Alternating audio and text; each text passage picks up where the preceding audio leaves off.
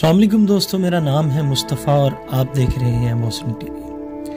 आज मैं बार्सिलोना से कोई 250 किलोमीटर दूर एक छोटा सा गांव है जिसका नाम है ललीदा, और ये बहुत ही खूबसूरत सा गांव है। अभी जो है मैं बाहर की तरफ जा रहा हूँ तो बड़ा अच्छा स्टेशन बना हुआ है। ये भी गाँव है ललीदा, इसे स्पेनिश में एरिया कहते हैं, लेकिन हम इंग्लिश में इसे ललीदा बोलते हैं।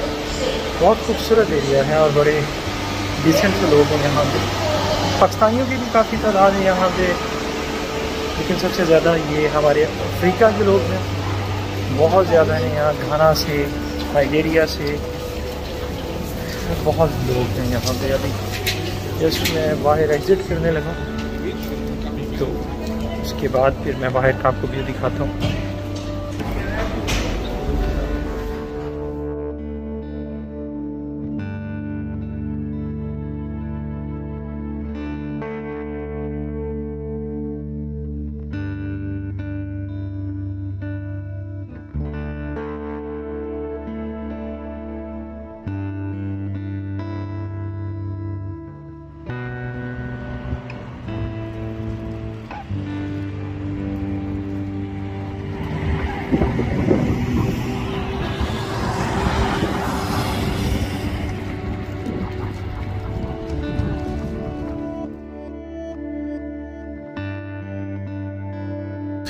यहाँ पे एक बहुत ही खूबसूरत सा कैथेड्रल चर्च है जिसे सोई विया कहते हैं। सोई विया पुराना कैथेड्रल जिसे ललीदा कैसल के नाम से भी जाना जाता है और ललीदा शहर की सबसे मशहूर तरीन जगह है। तारीखदानों के मुताबिक ये जगह चर्च बनने से पहले एक मस्जिद थी।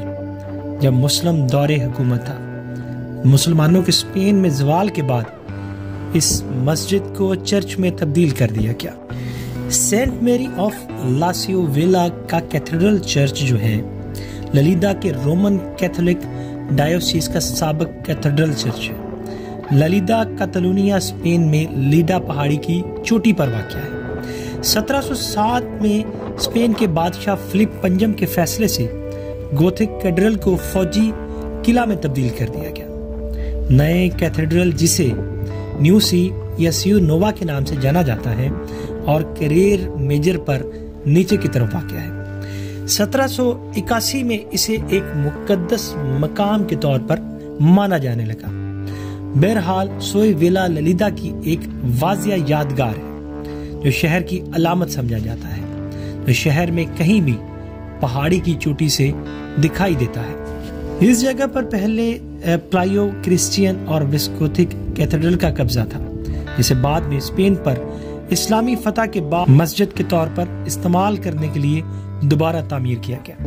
1149 में बार्सिलोना के क्रिश्चियन रामून ब्रेंगुएर चार और अर्जियल 1149 के अर्मेगुएल 6 के जरिए शहर की फतह के बाद इस ढांचे को सांता मारिया एंटीका के नाम से दोबारा जोड़ दिया गया और इसे बाकायदा कनीन्स के सुपुर्द कर दिया गया।